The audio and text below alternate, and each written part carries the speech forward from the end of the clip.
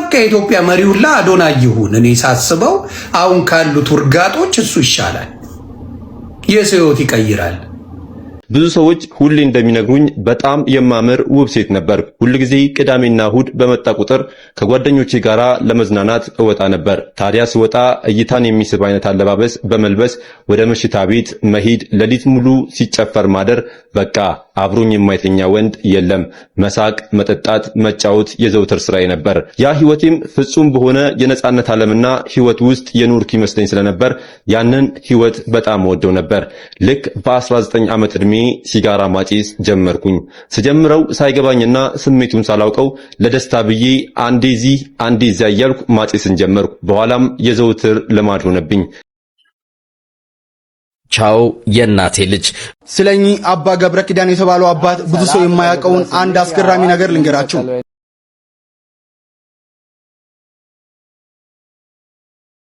ሰላም ጤና ይስጥልኝ። እንደምን ዋላችሁ፣ እንደምን አመሻችሁ። አዲስ ከሆናችሁ ሰብስክራይብ እንዲሁም ላይክ በማድረግ ጀምሩ ማለት እወዳለሁኝ። የተወሰኑ ቪዲዮዎችን ይዤ መጥቻለሁኝ። አብረን እናየዋለን፣ አስተያየትም እንሰጥበታለን ማለት ነው። በራሳችን አመለካከት እውቀት ማለት ነው።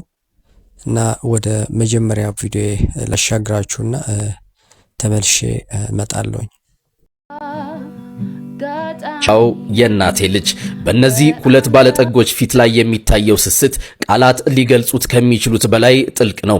እድሜ ፊታቸው ላይ የጊዜን አሻራ ቢያሳርፍም በመካከላቸው ያለው መተሳሰብ ግን እንደ ትላንቱ አዲስ ነው። ወንድም እህቱን ሊጠይቃት መጥቶ የመለያ ሰዓቱ ሲደርስ ያ ትዕይንት አንጀት ይበላ ነበር። እህት እንደ ሕፃን ልጅ ስቅስቅ ብላ ታለቅሳለች። ወንድም ደግሞ ወንድ ልጅ ሰው ፊት አያለቅስም በሚል ስሜቱን ቢደብቀውም የልቡ ስብራት ግን በአይኖቹ ግርጌ ይነበባል። ያቺ ቻው የእናቴ ልጅ የምትል ቃል በውስጧ የዓመታትን ትውስታና የማይበጠስ የደም ትስስራን አጭቃለች። በዚህ በራስ ወዳድነት በሰከረው ዘመን እነዚህ ቅን ሰዎች የፍቅር ተምሳሌቶች ናቸው። መተሳሰብ፣ መከባበርና መዋደድ እንዲህ ነው። ይህን ፍቅር ለምትመኙላቸው ሁሉ አጋሩት። ቤተሰብ የህይወት ትልቁ ሀብት ነውና። መልካም ጊዜ። ይህ ቪዲዮ በሳምንቱ መጀመሪያ አካባቢ ቫይራል የነበረ ቪዲዮ ነው። እጅግ የሚያሳዝን ታሪክ ነው። ምናልባት እድሜ ብዙ ያሳያል። በዚህ ጉዳይ ላይ የእድሜ ጉዳይ ትልቅ ምክንያት እንደሆነ እናያለን። እንዴት ካላችሁኝ ምናልባት እነዚህ ሰዎች የልጅነታቸው የነበራቸውን ሁኔታ ትምህርት ቤት፣ መንደር ላይ ያሳለፉት ህይወት አለ በልጅነታቸው። ከዛን በኋላ ደግሞ ትልቅ ሆነክ ልጆች ወልደ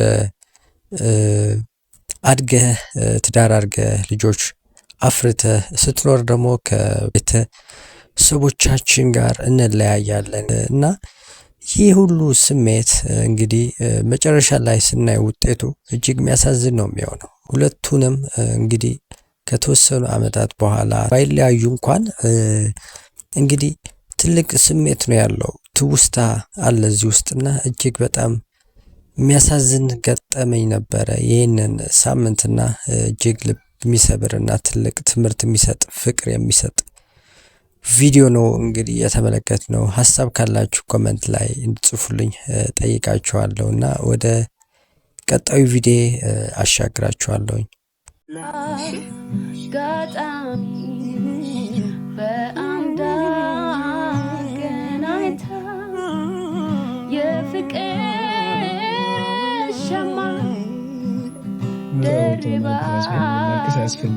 ስለኚህ አባ ገብረ ኪዳን የተባለው አባት ብዙ ሰው የማያውቀውን አንድ አስገራሚ ነገር ልንገራችሁ።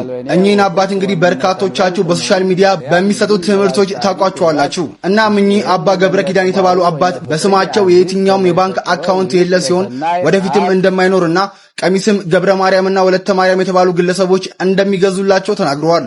አባ ገብረ ኪዳን ደሞዝ የላቸውም። የሚከፍላቸው ጠፍቶ ሳይሆን ስለማይፈልጉ ነው። የዕለት ጉርስም የሚያገኙት ከሚያገለግሉበት ገዳም የሚሰጣቸው ዳቤ ነው። እሳቸው የሚያስተምሯቸውን ትምህርቶች በዩቲዩብ ተለቀው የሚገኘው ገቢ ለገዳሙ ነው የሚገባው። አሃቲ ድንግልና ከዚህ በፊት የጻፏቸው መጽሐፍቶችም ተሸጠው ገቢው ለቤተ ክርስቲያን ይውላል። በእሳቸው ኪስ የሚገባ ምንም ብር የለም። ፈጣሪ እንደነዚህ አይነት አባቶችን አብዝቶ ይስጠን። እንዲሁም ለአባታችን ረጅም ዕድሜና ጤና እንመኛለን። እስኪ ለአባታችን ያላችሁን ፍቅር ኮሜንት ላይ ግለጹልን።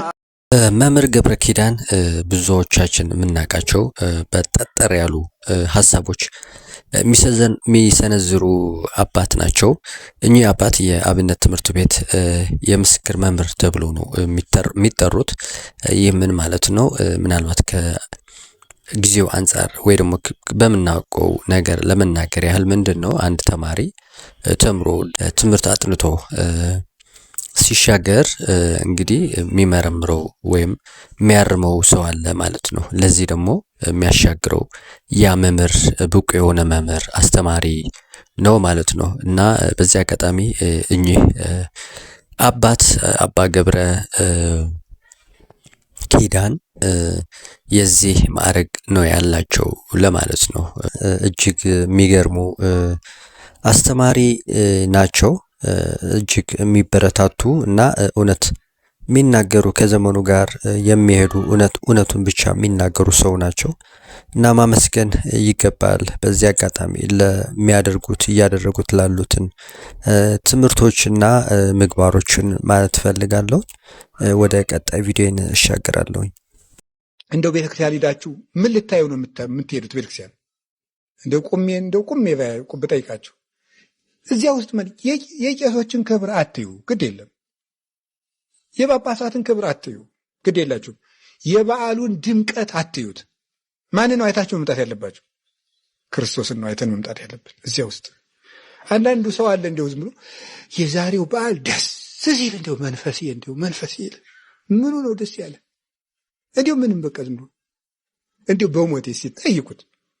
ሂዱ እንደው ዝም ብላችሁ ሂዱና ወይ ገብርኤል በዓልም ይሁን ወይ ሚካኤል በዓል አምሽቶ የመጣው ሰው በዓል እንዴት ነበር ሲላት፣ አቤት ምኑ ነው? ምንም አውራኸው አይደለህም። አዶናይ ያ ሰዎች ይለፍሉ፣ ሰዎች አውራ፣ አንተ ብቻ ሂድ ሩጥ ትላለህ። ግን አንተ ወደ ኋላ እየቀረ ነው።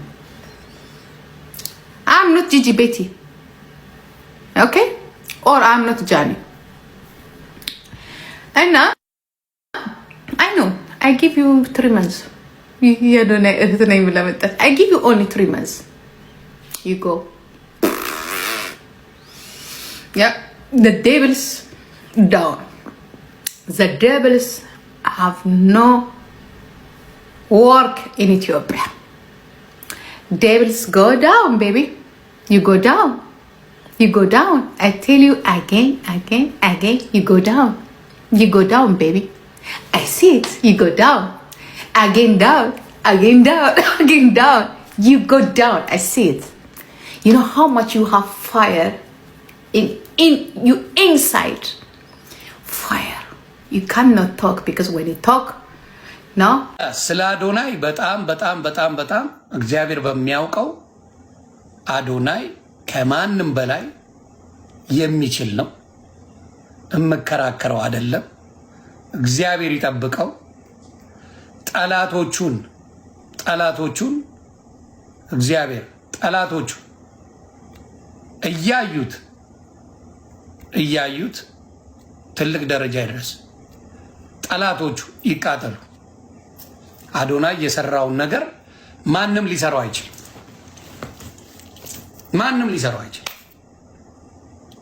ማንም በቃ እመን።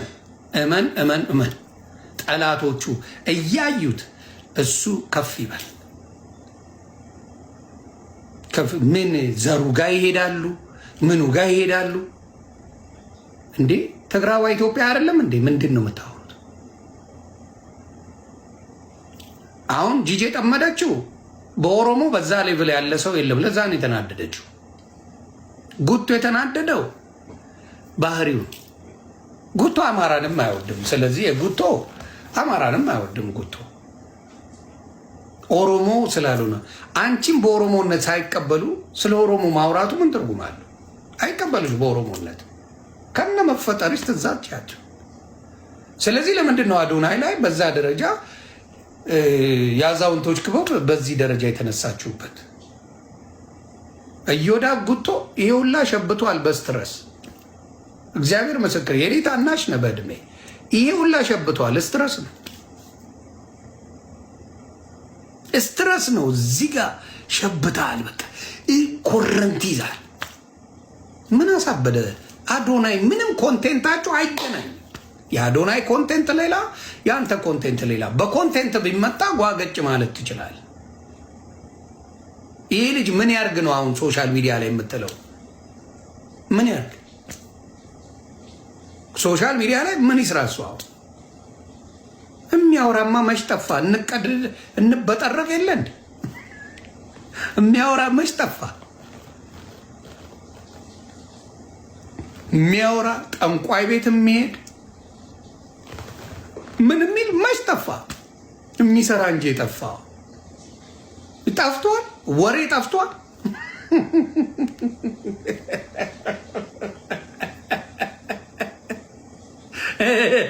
በቃ የኢትዮጵያ መሪ ሁላ አዶናይ ይሁን። እኔ ሳስበው አሁን ካሉት እሱ ይሻላል።